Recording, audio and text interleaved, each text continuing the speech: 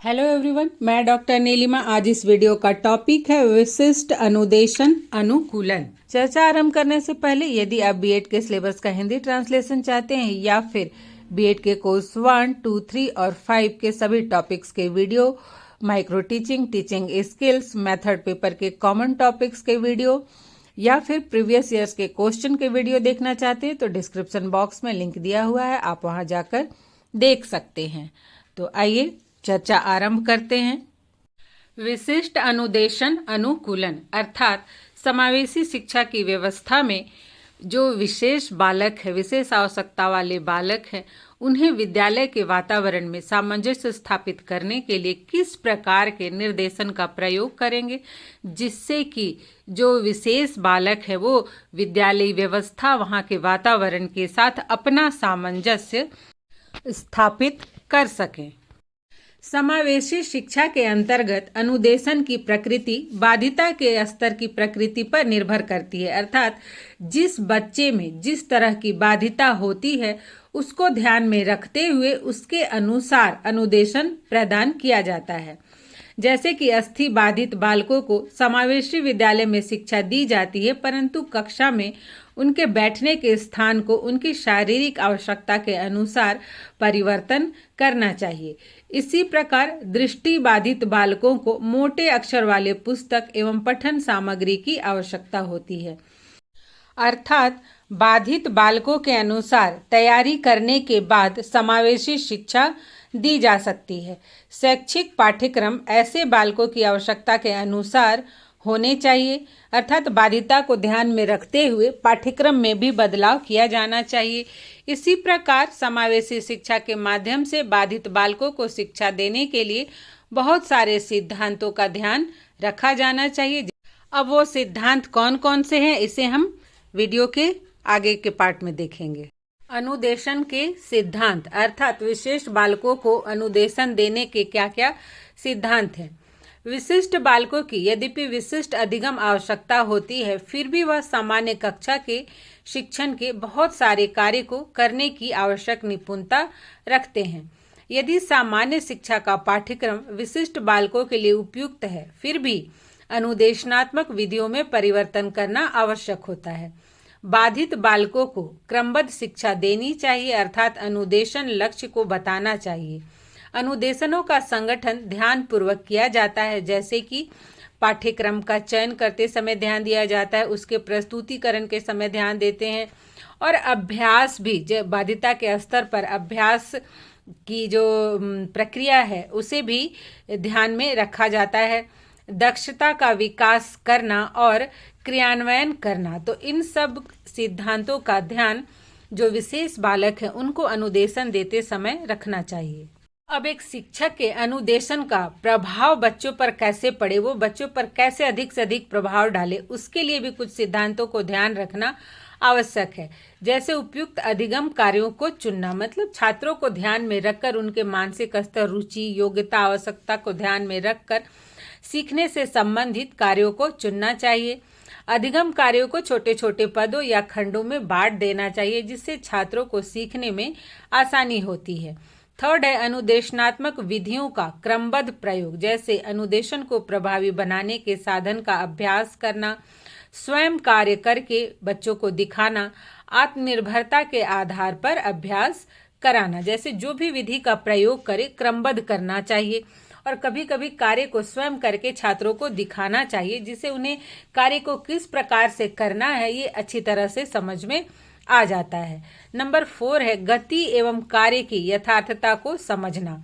अधिगम कार्य चुनने तथा वर्णन करने में शिक्षक को अनुदेशनात्मक कार्य की यथार्थता को ध्यान में रखकर अभ्यास एवं प्रस्तुतिकरण देना चाहिए। मतलब जो भी वो सिखा रहा है उसका वास्तविक जीवन में क्या उपयोग है, इसको भी ध्यान में रखना चाहिए और उसी को ध्यान में रखते हुए अभ्यास भी करवाना चाहिए और अपना प्रस्तुतिकरण भी देना चाहिए।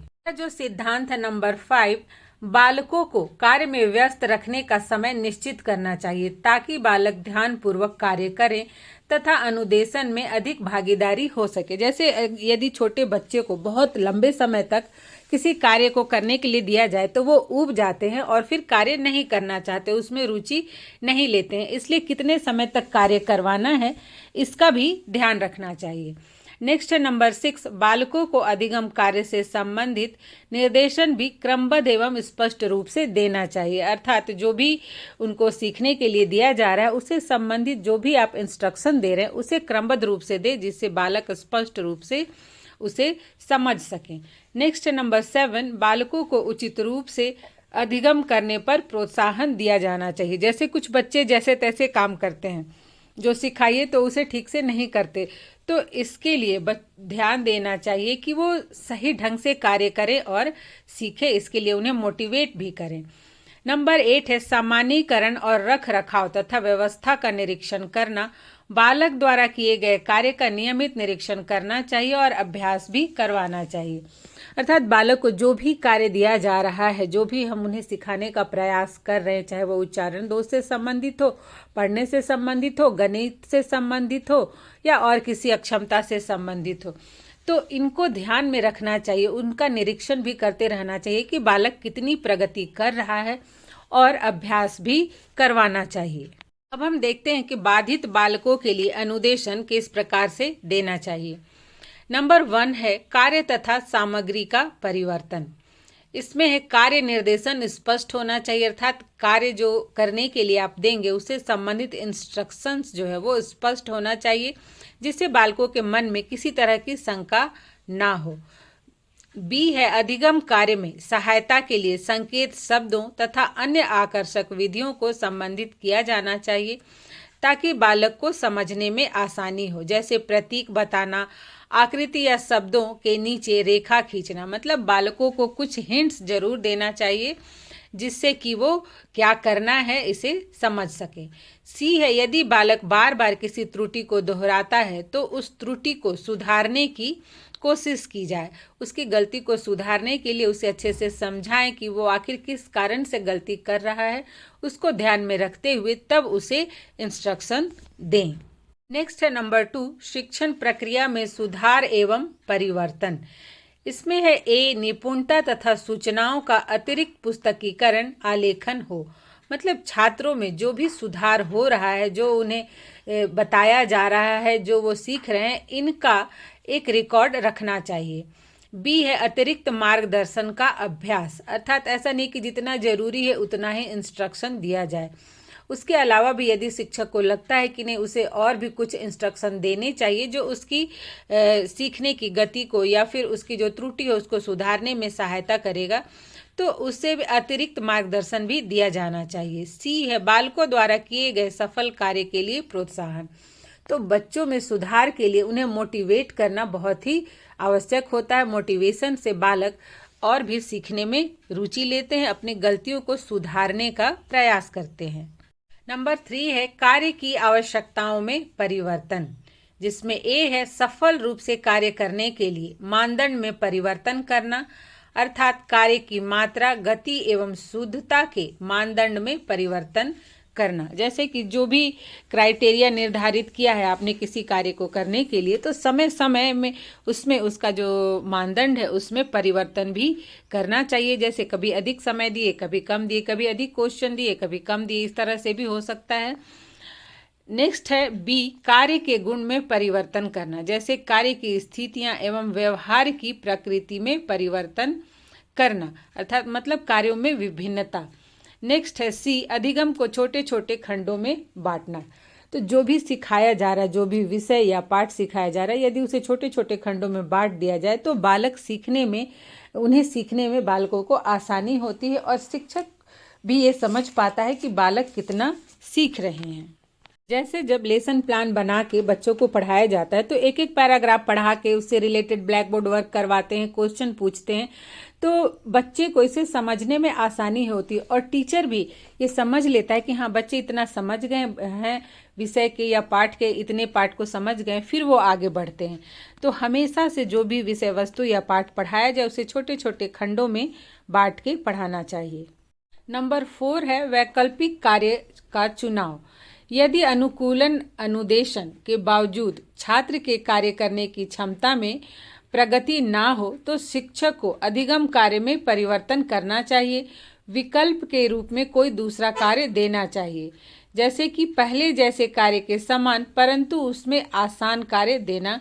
बी है वैसे कार्य पुनः देना जो पहले किया गया हो। अर्थात मान लीजिए कोई कार्य आप बच्चे को करने के लिए दिए, वो उसे बहुत ही ज़्यादा डिफिकल्ट लग रहा है तो थोड़ा उसे आसान कर दें, या फिर पहले जिस कार्य को उसने अच्छे से कर लिया हो उसी से संबंधित कोई कार्य देना। हम देखेंगे कि अधिगम असमर्थी बालकों के लिए विशिष्ट अनुकूलन अनुदेशन किस प्रकार के होने चाहिए। जैसे सभी जानते हैं कि अधिगम असमर्थता कई प्रकार की होती है। वे गणित, भाषा पढ़ने से संबंधित, अवधान से संबंधित हो सकती है। तो अधिगम असमर्थ बालकों के लिए विशिष्ट अनुकूलन अनुदेशन कुछ इस प्रकार से है। नंबर ए है रोकथाम आयाम और बी है क्षतिपूर्ति आयाम। ए रोकथाम आयाम, यह विधि कम उम्र के बालकों के लिए उपयुक्त होती है, अर्थात छोटे बच्चों के लिए उपयुक्त होती है। प्राथमिक निपुणताओं के शिक्षण के लिए रोकथाम की प्रविधि का प्रयोग किया जाता है। जैसे छोटे छोटे जो बच्चे होते हैं उन्हें लिखने, बोलने और गणित संबंधी जो अक्षर होते हैं या उसके चिन्ह हैं उनको समझने में दिक्कत होती है, तो ये जो रोकथाम आयाम है इसका प्रयोग उन छोटे बच्चों के लिए किया जाना चाहिए। नंबर 2 है क्षतिपूर्ति आयाम। रोकथाम प्रविधि द्वारा जब प्राथमिक निपुणताओं की शिक्षा सफल नहीं हो पाती तब क्षतिपूर्ति विधि द्वारा शिक्षण कार्य कराया जाता है। इसके लिए अतिरिक्त अनुदेशन देना होता है, जैसे स्मृति में कमजोर छात्र या ऐसे बालकों के अधिगम की सफलता के लिए विशेष सामग्री को छोटे छोटे खंडों में बांट देना चाहिए तथा धीरे धीरे अधिगम कार्य को आगे बढ़ाना चाहिए। इसमें आवश्यकता अनुसार छात्रों को अतिरिक्त अनुदेशन दिया जाता है और अतिरिक्त मार्गदर्शन भी प्रदान किया जाता है। ऐसे बच्चों को अधिगम के समय में चित्र की सहायता से, मानचित्र की सहायता से या फिर सहायक शिक्षण सामग्री का प्रयोग करके सिखाया जाता है और सीखने की समय सीमा को भी बढ़ाया जा सकता है। फिर परीक्षा में वैकल्पिक प्रश्नों का भी प्रयोग किया जा सकता है। और जैसे मान लीजिए कि कोई बच्चा कैलकुलेशन में कमज़ोर है तो यथासंभव उसे कैलकुलेटर के प्रयोग की भी आज्ञा दी जा सकती है। तो इस तरह से कुछ अतिरिक्त सहायता और अनुदेशन है जिसका कि उपयोग किया जा सकता है जब बालक प्राथमिक जो निपुणताएं हैं अर्थात रोकथाम प्रविधि के द्वारा भी वो सीखने में सफल नहीं हो पा रहा है तब। अब हम देखते हैं मानसिक मंदित बालकों के लिए अनुदेशन अनुकूलन। नंबर 1 है शैक्षिक अनुदेशन। वैसे विशिष्ट बालक जिनकी मानसिक मंदता बहुत कम है उनके लिए अनुदेशन अनुकूलन किया जाना चाहिए। ऐसे बालकों को निपुणता तथा कार्य करने की आदतों को प्राप्त करने के लिए सहायता की आवश्यकता होती है जिनका प्रयोग वह अपने दैनिक कार्य में भी कर सकते हैं। जैसे जिन बालकों में मानसिक मंदता बहुत अधिक होती है उनके लिए तो अलग से विद्यालय में शिक्षा देने की व्यवस्था की जाती है, लेकिन जिन बालकों में मानसिक मंदता कम है उन्हें सामान्य विद्यालय में, समावेशी विद्यालय में शिक्षा दी जा सकती है। उन्हें कुछ अतिरिक्त सहायता देनी होती है, उनका कुछ अतिरिक्त ध्यान देना होता है विषयों को सीखने में या किसी भी कार्य को करने में। नेक्स्ट है कैरियर शिक्षा। मानसिक मंदित बालकों को जीवन की क्रियाओं से संबंधित शिक्षा समावेशी शिक्षण की विभिन्न विधियों द्वारा दिया जा सकता है। अर्थात अपने जीवन से संबंधित जो भी कार्य हैं उससे संबंधित शिक्षा बालकों को दी जा सकती है। उन्हें अनेक प्रकार के शिल्पों की शिक्षा दी जा सकती है कि यदि वो आगे उच्च शिक्षा ग्रहण न कर पाए तो उन शिल्पों के माध्यम से आगे अपना रोजगार आरंभ कर सके, अपना जीविकोपार्जन कर सके। तीसरा सब पॉइंट है क्रियात्मक शैक्षिक पक्ष। शिक्षक को मानसिक मंदित बालक के दैनिक जीवन में आवश्यक निपुणता को प्राप्त कराने के लिए विशेष रूप से अनुदेशन देना चाहिए जो इनके पाठ्य पुस्तक में नहीं दिया गया हो। इसके साथ ही क्रियाओं द्वारा छात्रों को वास्तविक जीवन से संबंधित समस्याओं के समाधान के लिए कुशलताओं को प्रयोग करने के अवसर देने चाहिए। अर्थात जो उनके सिलेबस में या उनके बुक में जो निर्देशन या अनुदेशन नहीं दिया गया है उसके अलावा भी शिक्षक उन्हें और भी अनुदेशन दे सकता है जो उनके वास्तविक जीवन से संबंधित होंगी, जिनका प्रयोग वो अपने जीवन से संबंधित अन्य समस्याओं के समाधान के लिए कर सकते हैं। फोर्थ सब पॉइंट है बालक की कार्य संबंधी आदतों को उन्नत करना। बालक को कोई कार्य करने के लिए दिया जाए और यह देखा जाए कि वह इस कार्य को करते समय किस प्रकार के व्यवहार करता है। बालक द्वारा किए गए अच्छे कार्य के लिए उसे तत्काल पुनर्वलन देना चाहिए तथा कम अच्छे कार्यों को दोबारा न करने के लिए उसे उचित प्रोत्साहन देना चाहिए। 4 है श्रवण बाधित बालकों के लिए अनुदेशन, अर्थात श्रवण बाधित बालकों को किस प्रकार के इंस्ट्रक्शन देंगे। श्रवण बाधित बालकों से अध्यापक या अन्य छात्र जब आमने सामने होकर बातें करते हैं तब इन्हें वास्तविक या प्राकृतिक रूप से बोलना चाहिए, अर्थात भाव को चेहरे, हाथ, पैर आदि के द्वारा स्पष्ट रूप से प्रकट करना चाहिए। जैसे जो श्रवण बाधित बालक हैं उनके सामने जब बातें करे या बोले टीचर, तो अपने चेहरे के हाव भाव अपने बोलने के अनुसार बदलने चाहिए, या फिर छात्रों को भी, और अपनी बातों को समझाने के लिए हाथ पैर के इशारों का भी प्रयोग किया जा सकता है। नंबर 2 है श्रवण बाधित बालकों को जहाँ तक हो सके बातें सुनने के लिए प्रेरित करना चाहिए। चूँकि इन्हें सुनने में समस्या होती है तो इन्हें इस चीज़ के लिए प्रेरित करें कि वे शिक्षक की बातों को ध्यान से सुने। 3rd है श्रवण बाधित बालकों से प्रश्न करते समय कक्षा अध्यापक को यह निश्चित करना चाहिए कि क्या छात्र उसके द्वारा किए गए संप्रेषण को समझ रहा है या नहीं। मतलब जैसे कभी कभी होता है कि शिक्षक कोई सवाल पूछते हैं या बताते हैं तो छात्र उसे ठीक से नहीं समझ पाने के कारण उत्तर नहीं दे पाते, तो इसलिए शिक्षक को ये जरूर आश्वस्त होना चाहिए कि छात्र उनके द्वारा जो भी प्रश्न पूछे जा रहे हैं या बताए जा रहे हैं उसके उत्तर उसे वो समझ पा रहा है या नहीं। नेक्स्ट है नंबर 4, विभिन्न पदों को स्पष्ट रूप से समझाना चाहिए तथा विस्तार पूर्वक वर्णन किया जाना चाहिए। अर्थात जो भी विषय को शिक्षक खंडों में बांट कर समझा रहा है तो हर एक खंड को स्पष्ट रूप से समझाए, विस्तार पूर्वक समझाए, उसे उसके वास्तविक जीवन से संबंधित करके समझाए, जिससे कि छात्र उससे संबंधित उस विषय या पद से संबंधित उसके जितनी भी शंकाएं हैं वो दूर हो जाएं। नंबर 5 है श्रवण बाधित बालक भाषा को नहीं समझ पाते हैं, इसलिए अध्यापक को यह नहीं मान लेना चाहिए कि ऐसे बालक की बुद्धि का स्तर कम है। इनकी उपलब्धियां तथा प्रगति को ध्यानपूर्वक देखना चाहिए। मतलब कि जो श्रवण बाधित बालक हैं वो कभी कभी नहीं सुन पाने के कारण भी जो शिक्षक बताते हैं उसे नहीं समझ पाते हैं, तो ऐसा नहीं सोचना चाहिए कि उनकी बुद्धि कम है।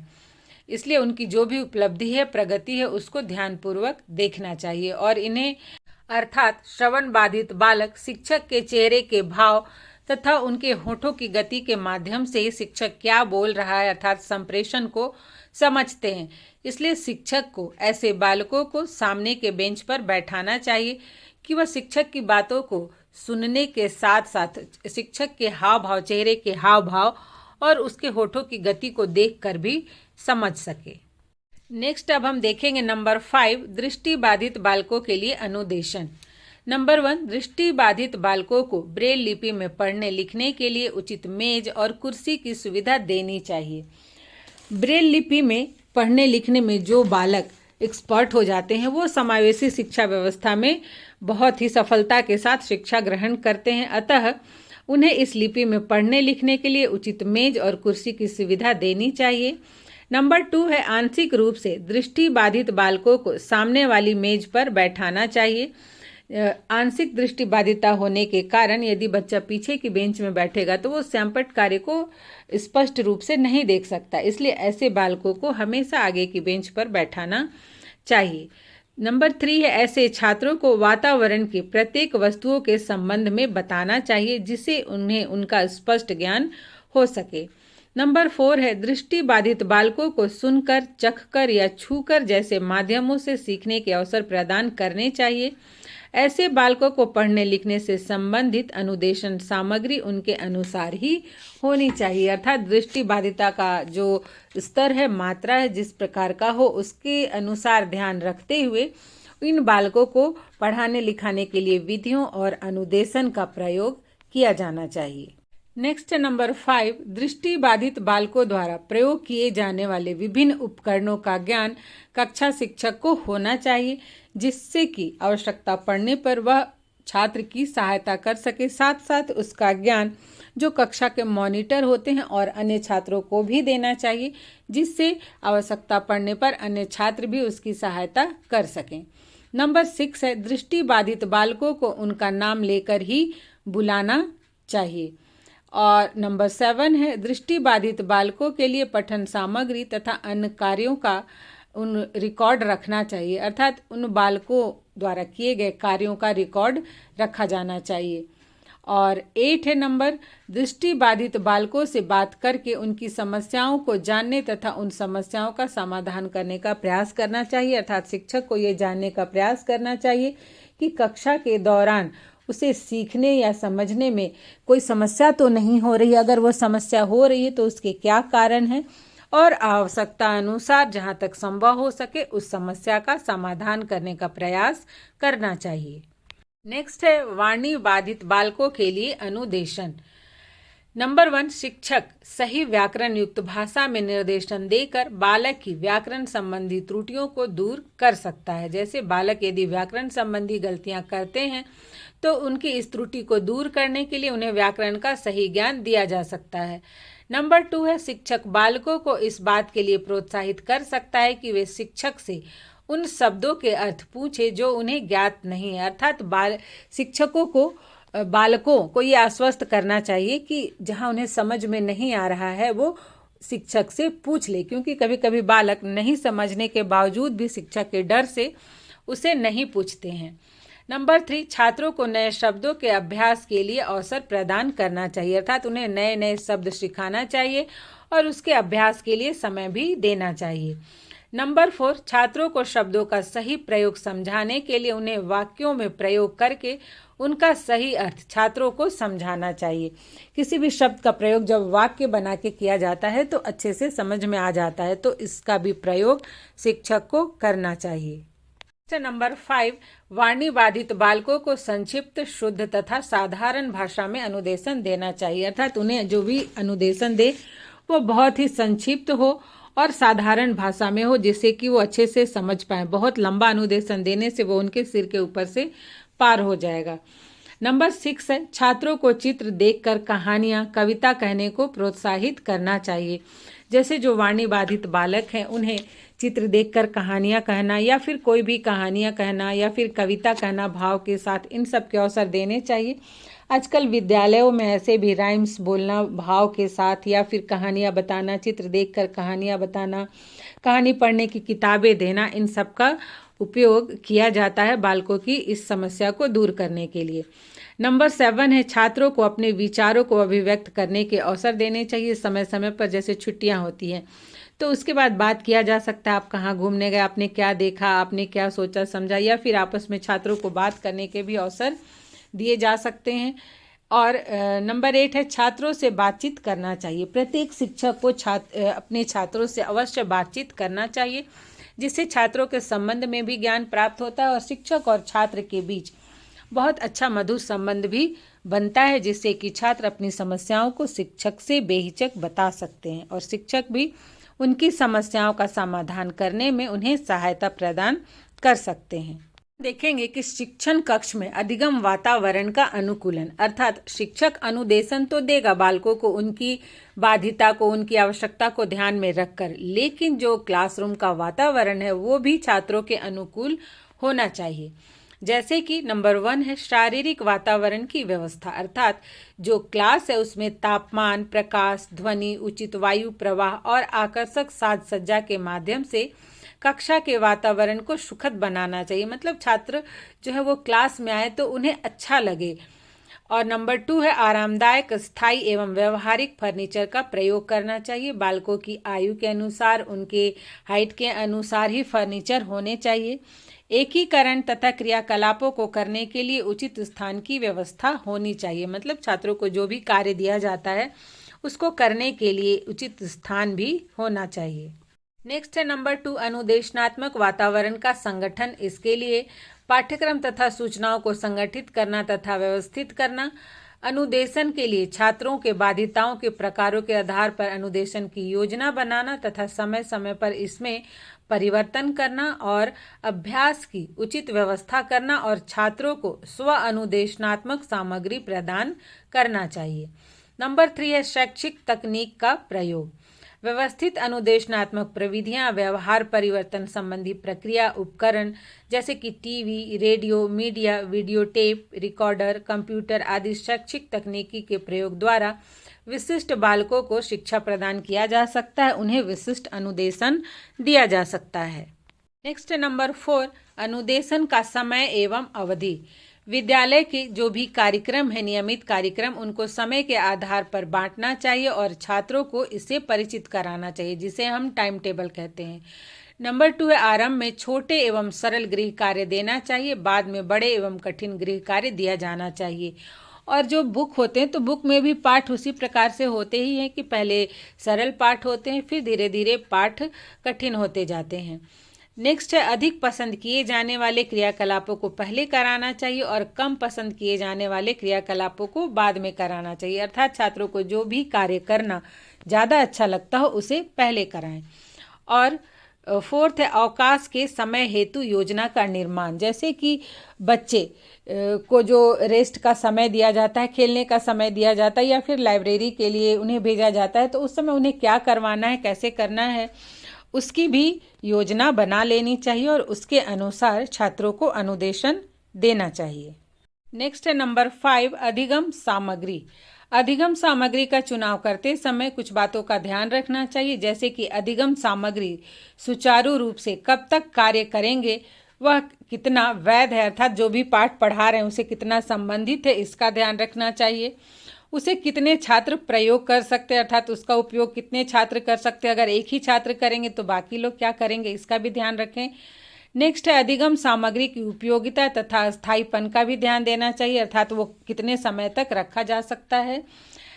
नेक्स्ट है यदि अनुदेशनात्मक कार्यकर्ता को अधिगम कार्य को संचालित करने में कठिनाई महसूस हो रही हो तो वह किसी दूसरे प्रशिक्षित व्यक्ति की सहायता लेकर अनुदेशन में सुधार कर सकता है, अर्थात वो अन्य किसी टीचर की सहायता ले सकता है। तो ये थे कुछ महत्वपूर्ण तथ्य, सिद्धांत जिसका कि ध्यान रखना चाहिए जब स्पेशल शिक्षा में, समावेशी शिक्षा में विशिष्ट बालकों को अनुदेशन दिया जा रहा हो। तो आज यहीं तक, मिलते हैं नेक्स्ट वीडियो में।